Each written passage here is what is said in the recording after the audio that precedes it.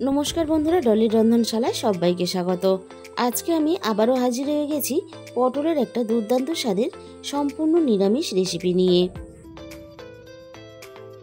আর এই রেসিপিটা বানানো কিন্তু খুবই সোজা। আর এই রেসিপিটা বানিয়ে তোমরা কিন্তু ভাত রুটি সব কিছুর সাথেই খেতে পারবে। আমি এখানে বেশ কিছুটা পটল নিয়েছি, আর পটলগুলো আগে থেকে আমি খোসা ছাড়িয়ে নিয়েছিলাম। এবার আমি সমস্ত পটলগুলোর মাঝখান থেকে কেটে আমি দু পিস করে টুকরো করে নেব। আমি এখানে লম্বা করে পটলগুলো কেটে নিচ্ছি। তোমরা চাইলে কিন্তু তোমাদের পছন্দ মতন পটলগুলো কেটে নিতে পারো। বন্ধুরা, পটলের হয়তো তোমরা অনেক রকমের রেসিপি বানিয়ে খেয়েছো, তবে একবার হলেও এইভাবে এই পটলের নিরামিষ পদটা অবশ্যই রান্না করে খেয়ে দেখো। আশা করি তোমাদের খুবই ভালো লাগবে। রেসিপিটা বানানো যতটা সোজা, খেতে কিন্তু তার থেকে হয় দুর্দান্ত স্বাদের। আর ঘরে থাকা সমস্ত উপকরণ দিয়েই কিন্তু তোমরা এই রান্নাটা করে নিতে পারবে। আমি এই রান্নার জন্য প্রথমে একটা মশলা বানিয়ে নেব। এর জন্য আমি প্রথমে কড়াইটাকে একটু গরম করে নিয়ে কড়াইয়ের মধ্যে 1 চামচ পরিমাণ মৌরি দিয়ে দিলাম, আর সাথে আমি অল্প একটু ভাজা চীনাবাদাম দিয়ে দিলাম। বাদামটা যদিও আমি ভাজা ব্যবহার করেছি, তাও আমি একটু মৌরির সাথে নাড়াচাড়া করে বাদামটাকে ভেজে মুচমুচে করে নেব। মৌরিটাও আমি হালকা একটু লালচে করে ভেজে নেব। মৌরি থেকে সুন্দর একটা মিষ্টি গন্ধ বেরিয়ে এসেছে। এবার আমি বাদাম আর মৌরিটাকে খুব ভালোভাবে নামিয়ে ঠান্ডা করে মিক্সির জারের মধ্যে দিয়ে দিলাম। বাদাম আর মৌরিটাকে আমি প্রথমে শুকনো অবস্থাতে ঘুরিয়ে নিয়েছি। এবার আমি এখানে সামান্য পরিমাণ জল দিয়ে দেব। আর এই রান্নাতে অল্প একটু মৌরি ভাজা ব্যবহার করলে তাহলে এই রান্নার কিন্তু ফ্লেভারটা দুর্দান্ত আসে। সব কিছু একসাথে আমি খুব ভালোভাবে একটা পেস্ট বানিয়ে রেডি করে নিয়েছি। এবার আরও একটা মশলা বানানোর জন্য আমি এখানে একটা ছোট বাটির মধ্যে চায়ের বড় চামচে 2 চামচ পরিমাণ টক দই নিয়েছি।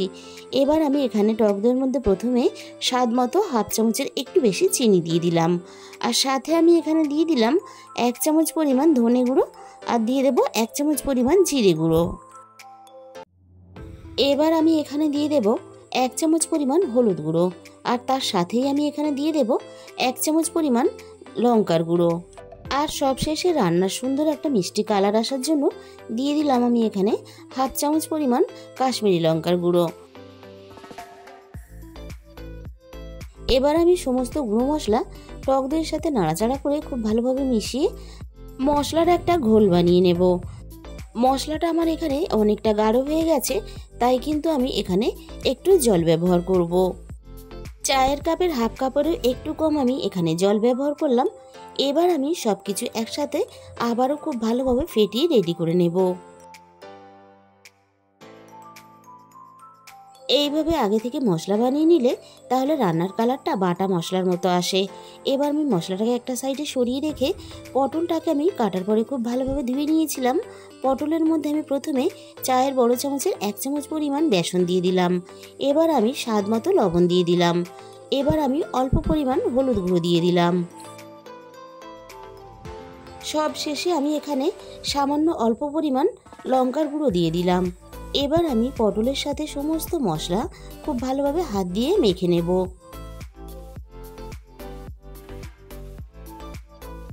এইভাবে মশলার সাথে অল্প একটু বেসন দিয়ে পটল ভেজে রান্না করলে রান্নার টেস্ট কিন্তু অনেক বেশি হয়। মশলার সাথে সমস্ত পটল মেখে আমি খুব ভালোভাবে রেডি করে নিয়েছি। এবারে আমি মূল রান্নার দিকে চলে এসেছি। প্রথমে আমি কড়াইয়ের মধ্যে 4 চামচ পরিমাণ সর্ষের তেল দিয়ে দিলাম। এই রান্নাটা কিন্তু আমি সর্ষের তেলেই করব, কারণ এই রান্নাটা সর্ষের তেলে করলে রান্নার স্বাদটা অনেক বেশি ভালো হয়। তবে তোমরা চাইলে যে কোনো রান্নার তেলেই রান্নাটা করতে পারো। তেলটাকে আমি খুব ভালোভাবে প্রথমে হাই হিটে গরম করে নিয়েছি। এবার আমি পটলগুলো ভাজার জন্য তেলের মধ্যে দিয়ে দিলাম। আর যেহেতু পটলের পরিমাণটা অনেকটা, তাই কিন্তু একটু সময় নিয়ে আমি পটলগুলোকে নাড়াচাড়া করে খুব ভালোভাবে ভেজে নেব। যেভাবে আমরা ভাজা খাওয়ার জন্য পটল ভাজি, ঠিক সেইভাবেই কিন্তু আমি এখানে বেশ লালচে করে ভেজে নেব। পটলগুলোর একটা সাইড খুব ভালোভাবে প্রথমে আমি ভাজা হতে দেব। পটলগুলোকে নাড়াচাড়া করে পটলের দুটো সাইডই আমি খুব ভালোভাবে বেশ লালচে করে ভেজে নিয়েছি। পটলগুলো আমার এখানে রান্নার জন্য পুরোপুরি ভাজা রেডি হয়ে গেছে। এবার আমি সমস্ত ভাজা পটলগুলোকে কড়াই থেকে নামিয়ে নেব। ভাজা পটলগুলোকে নামিয়ে নেওয়ার পরে এবার ওই একই তেলের মধ্যে আমি ফোড়নে হাফ চামচ পরিমাণ গোটা জিরে দিয়ে দিলাম। এবার আমি সাথে এখানে অল্প একটু গোটা গরম মশলা দিয়ে দিলাম। গ্যাসের ফ্লেমটা একেবারে লোতে দিয়ে এবার আমি ফোড়নটাকে কয়েক সেকেন্ড নাড়াচাড়া করে ভেজে নেব। সুন্দর একটা মিষ্টি গন্ধ বেরিয়ে আসা পর্যন্ত আমি ফোড়নটাকে ভেজে নিয়েছি। এবার আমি আগে থেকে দইয়ের সাথে যে মশলার ঘোলটাকে রেডি করে রেখেছিলাম সেটা আমি তেলের মধ্যে দিয়ে দিলাম, আর সাথে আমি মশলার বাটি দেওয়া অল্প একটু জল দিয়ে দিলাম। এবার আমি মশলাটাকে তেলের মধ্যে নাড়াচাড়া করে মিনিট 5 মতো খুব ভালোভাবে কষিয়ে নেব। আমি যে মশলার সাথে এক্সট্রা জলটা ব্যবহার করেছি সেটা কিন্তু এভাবে কষানোর সাথে সাথে টানিয়ে নেব। আর মশলাটাকে আমি এখানে ততক্ষণই কষিয়ে নেব যতক্ষণ না মশলা থেকে সুন্দরভাবে তেলটা আলাদা হয়ে যায়। মশলা আমি এখানে খুব ভালোভাবে কষিয়ে নিয়েছি, আর তেলটা দেখো মশলা থেকে উপরে ভেসে উঠেছে।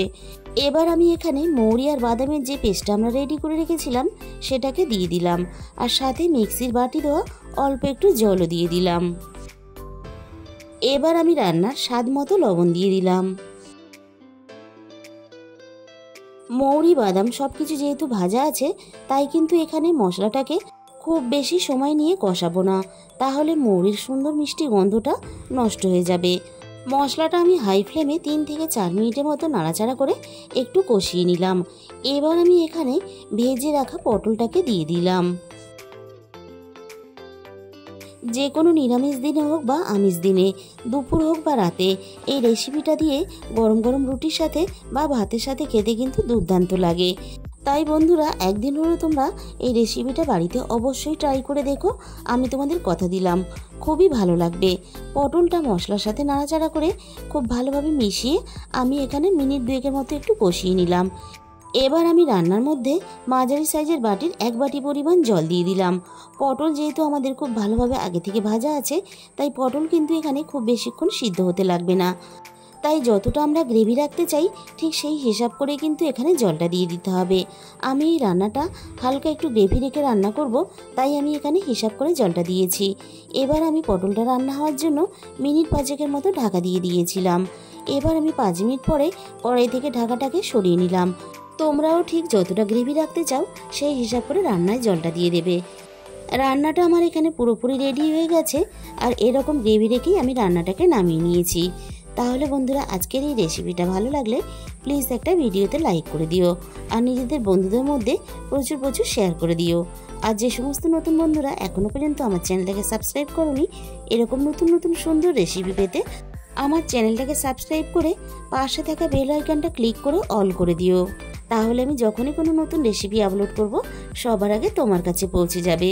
আর তোমাদের মূল্যবান সময় দিয়ে রেসিপিটা শেষ পর্যন্ত দেখার জন্য অসংখ্য সবাইকে ধন্যবাদ।